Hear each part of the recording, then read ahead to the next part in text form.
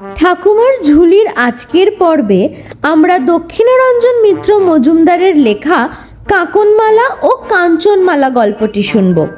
তাহলে শুরু করা যাক। এক রাজপুত্র আর এক রাখাল দুইজনে বন্ধু। রাজপুত্র প্রতিজ্ঞা করলেন যখন তিনি রাজা হবেন রাখাল বন্ধুকে তার মন্ত্রী করবেন। রাখাল বলল আচ্ছা। দুইজনে মনের সুখে থাকেন। রাখাল মাঠে গরু চড়িয়ে আসলে দুই বন্ধুতে গলাগলি হয়ে গাছতলায় বসেন। রাখাল বাঁশি বাজায়, রাজপুত্র শোনেন। এইরূপে দিন যায়। রাজপুত্র রাজা হলেন। রাজা রাজপুত্রের কাঞ্চনমালার রানী, ভান্ডার ভরা মানিক, কোথাকার রাখাল সে আবার বন্ধু। রাজপুত্রের রাখালের কথা মনেই রইল না। একদিন রাখাল এসে রাজদুয়ারে ধর্ণা দিল। বন্ধুর রানী কেমন দেখালো না। দুয়ারি তাকে দূর দূর করে খেদিয়ে দিল। মনের কষ্টে রাখাল কোথায় গেল কেউ জানল না। পরদিন ঘুম থেকে উঠে রাজা চোখ মেলতে পারে না। কি হলো কি হলো?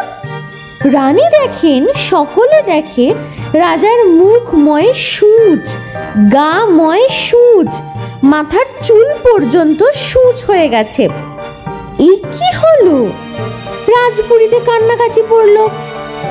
রাজা খেতে পারেন না, শুতে পারেন না, কথা বলতে পারেন না। রাজা মনে মনে বুঝলেন রাখাল বন্ধুর কাছে প্রতিজ্ঞা করে প্রতিজ্ঞা ভেঙেছে, সেই পাপে এই দশা হলো। কিন্তু মনের কথা কাউকে বলতেও পারছেন না তিনি। সূচ রাজার রাজ সংসার অচল হলো। সূচ রাজা মনের দুঃখে মাথা নামিয়ে বসে থাকেন। রানী কাঞ্চনমালা দুঃখে কষ্টে কোনো রকমে রাজত্ব চালাতে লাগলেন। একদিন রানী নদীর ঘাটে স্নান করতে গেছেন। কার এক পরমা সুন্দরী মেয়ে এসে বলল, রানী যদি দাসী কেনেন তো আমি দাসী হব। রানী বললেন, সূচ রাজার সূচ খুলে দিতে পারো তো আমি দাসী কিনি। দাসী স্বীকার করলো। তখন রানী হাতের কাকন দিয়ে দাসী কিনলেন। দাসী বলল, রানীমা তুমি বড় কাহিল হয়েছ। কতদিন না জানি ভালো করে খাওনি, ঘুমাওনি, গায়ের গয়না ঢিলে হয়েছে, মাথার চুল জটা দিয়েছে। তুমি গয়না খুলে রাখো, বেশ করে খাড় খৈল দিয়ে স্নান করে দিই। রানী বললেন, না মা, কি আর স্নান করব, থাক। দাসীটা শুনল না। রানীর গায়ের গয়না খুলিয়ে খাড় খৈল মাখিয়ে স্নান করিয়ে দিল। দিয়ে বলল, মা এখন ডুব দাও। রানী গলা জলে নেমে ডুব দিলেন। দাসী চোখের পলকে রানীর কাপড় পরে রানীর গয়না গায়ে দিয়ে ঘাটের উপর উঠে ডাকলো, দাসী লো দাসী পানকৌ, ঘাটের উপর রাঙা বউ, রাজার রানী কাকনমালা, ডুব দিবি আর কত বেলা। রানী ডুব দিয়ে উঠে দেখেন দাসী রানী হয়েছে আর তিনি বাঁধি হয়ে গেছেন। রানী কপালে চড় মেরে ভিজা চুলে কাঁপতে কাঁপতে কাকনমালার সঙ্গে চললেন। রাজপুরীতে গিয়ে কাকনমালা পুরি মাথায় করলো।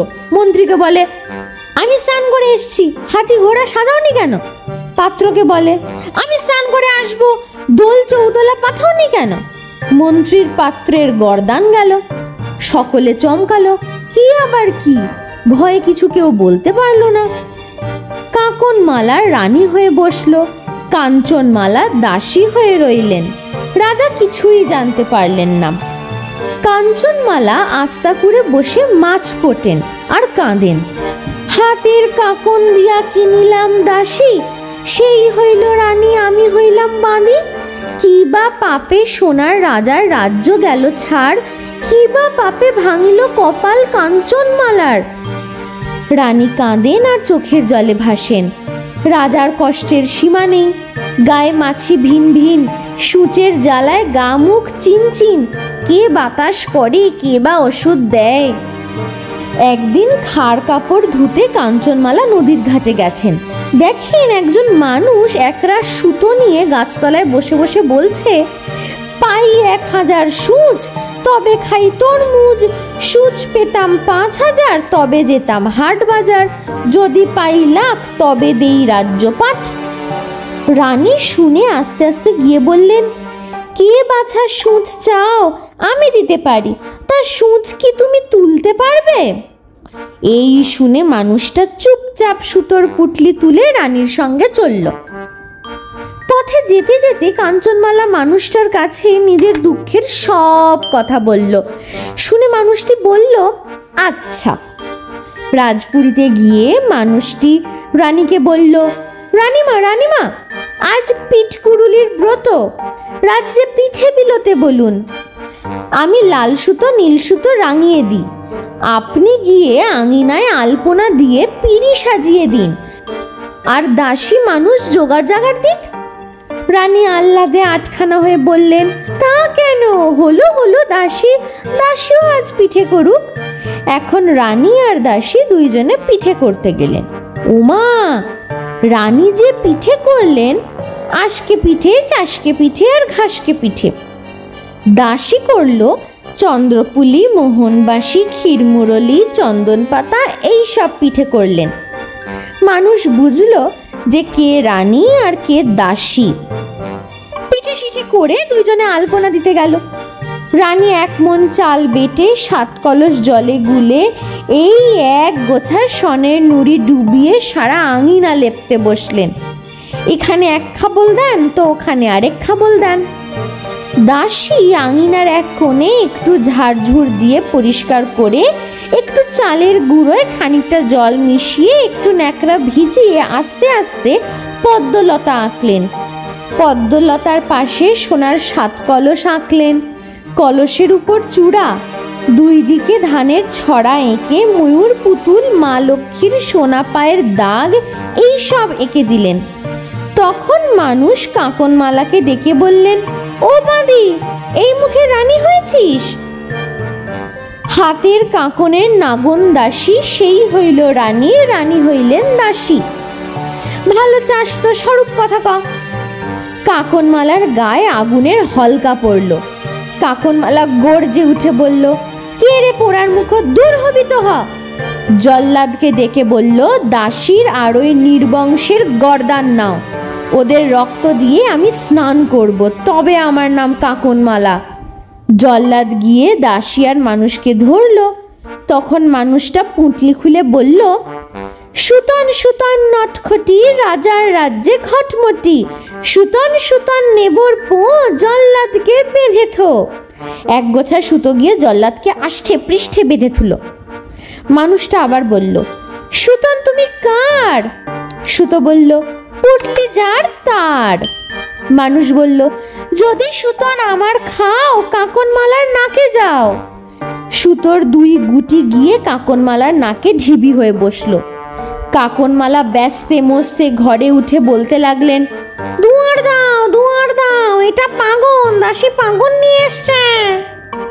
পাগল তখন মন্ত্র পড়ছে, সুতন সুতন সরুলি, কোন দেশে ঘর, সূচ রাজার সূচে গিয়ে আপনি পর। দেখতে না দেখতে হিল হিল করে লাখ সুতো রাজার গায়ের লাখ সূচে পড়ে গেল। তখন সূচেরা বলল, সুতার পরাণ শিলি শিলি, কোন ফুরান দি? মানুষ বলল, নাগন দাসী কাঁকনমালার চোখ মুখটি। রাজার গায়ের লাখ সূচ উঠে গেল। লাখ সূচে কাঁকনমালার চোখ মুখ সেলাই করা হলো। কাঁকনমালার যে ছটফটানি, উফ! রাজার চোখ চেয়ে দেখলেন রাখাল বন্ধু। রাজায় রাখালে কোলাকুলি করলেন। রাজার চোখের জলে রাখাল ভাসলো, রাখালের চোখের জলে রাজা ভাসলেন। রাজা বললেন, বন্ধু, আমার দোষ দিও না, শত জন্ম তপস্যা করেও তোমার মতো বন্ধু পাবো না। আজ থেকে তুমি আমার মন্ত্রী হলে। তোমাকে ছেড়ে আমি কত কষ্ট পেলাম বলো, আর ছাড়বো না। রাখাল বলল, আচ্ছা, তা তোমার বাঁশিটা যে হারিয়ে ফেলেছি, একটা বাঁশি দিতে হবে। রাজা রাখাল বন্ধুকে সোনার বাঁশি তৈরি করিয়ে দিলেন। তারপর সূচের জ্বালায় দিনরাত ছটফট করে কাঁকনমালা মরে গেল। কাঞ্চনমালার দুঃখ ঘুচল। তখন রাখাল সারাদিন মন্ত্রীর কাজ করেন। রাত্রে চাঁদের আলোতে আকাশ ভরে গেলে রাজাকে নিয়ে গিয়ে নদীর ধারে সেই গাছের তলায় বসে সোনার বাঁশি বাজান। রাজা গলাগলি করে মন্ত্রী বন্ধুর বাঁশি শোনেন। রাজা, রাখাল আর কাঞ্চনমালার সুখে দিন যেতে লাগলো। আজকের গল্প তাহলে এতটাই। ভালো লাগলে লাইক, শেয়ার, সাবস্ক্রাইব করতে ভুলবেন না জানো। দেখা হচ্ছে পরের দিন।